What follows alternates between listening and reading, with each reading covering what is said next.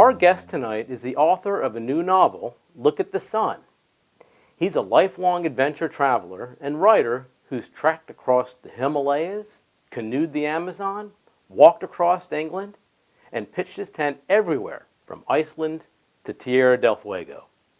Not to mention that he's an old friend of mine.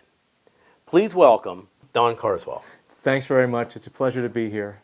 So Don, that's a very colorful belt that you're wearing. Is that something that you picked up on your travels? Yeah, as a matter of fact, I got this in Guatemala. I really like the color of it, and everything's so much more colorful down there than here. It's amazing. That's the impression I got from your book, Look at the Sun.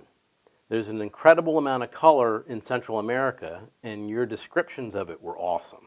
That was really one of the challenges for me, taking that world of brilliant color and putting it into words so the readers could experience it. So the title, Look at the Sun, where does that actually come from?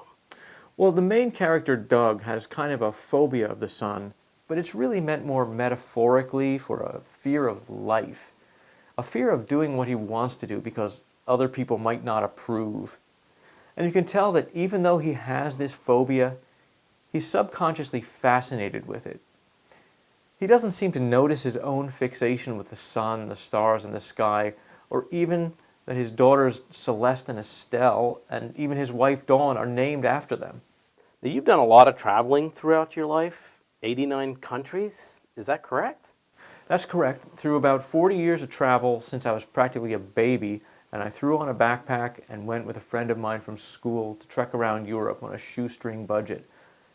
But it's not about the number of countries, it's about the things you see and the experiences you have. I've been to many of those countries several times, and several of them many times. And I always prefer to go back to a country that I know will thrill me than to go to a new country that really doesn't interest me. The total of 89 countries is really just collateral damage from all the travel. So Look at the Sun takes place on a bus journey across Central America. Did you actually take this journey yourself? Yes, I did, actually, several years ago. Although the story is fiction, it's based on a lot of true events that happened to me on my travels. The backdrop to the whole thing is this bus journey across Central America, which I actually did.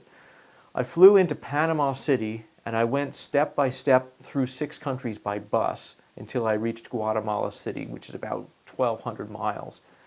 Actually, I took several trips to Central America while I was writing the book, and I spent several months there. So the descriptions are pretty realistic, I hope. In fact, I had some adventures that I didn't even include in the book, like arriving to an attempted coup in Honduras. Wow, that's crazy. But in your book, the main character, Doug's biggest challenge is a midlife crisis and depression. Why did you choose to write about this? Well, I think that part of life has been ignored for too long. Look at any of the TV shows or movies over the last few decades. They're all focused on younger people and those stages of life. Meeting and dating, school, marriage, having kids, moving up the career ladder. But these things usually are all finished in the first half of life. Once you've reached 40, it's as if nothing interesting can ever happen to you again. It's not true. It's wrong. In literature, there's a well-established genre called coming-of-age fiction. It includes some great novels like The Catcher in the Rye, for example. Well, coming of middle age is just as big of a life change as coming of age. As Blue Sunshine, the old hippie character in Look at the Sun, would say, it's like a second adolescence, but it's not as much fun when you find hair growing in new places, like in your ears. So I like to say that Look at the Sun is the world's first coming-of-middle-age novel.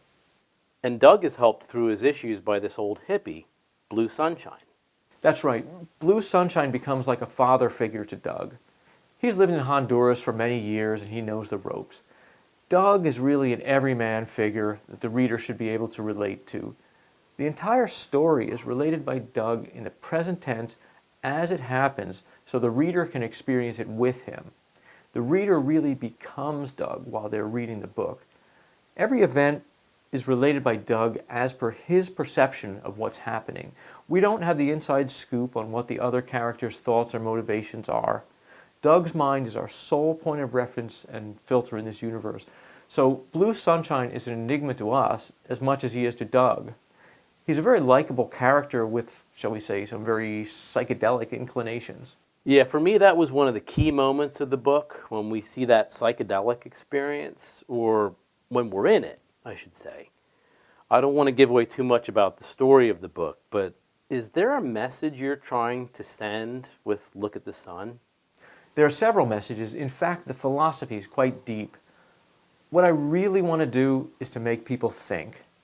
That's my prime goal. With all the polarized political viewpoints we all have to listen to these days, I've really tried to make Look at the Sun apolitical.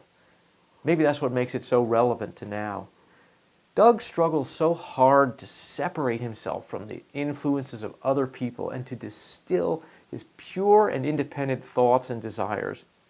He realizes that so much of what he's done in his life has been to make other people happy, and that in the process, he hasn't made himself happy. Now he's reached the point where he doesn't even know if anything he does is what he really wants, or if it's just to please others, who in many cases aren't even there.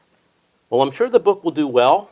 Good luck with it, and thanks for joining us today, Don Carswell.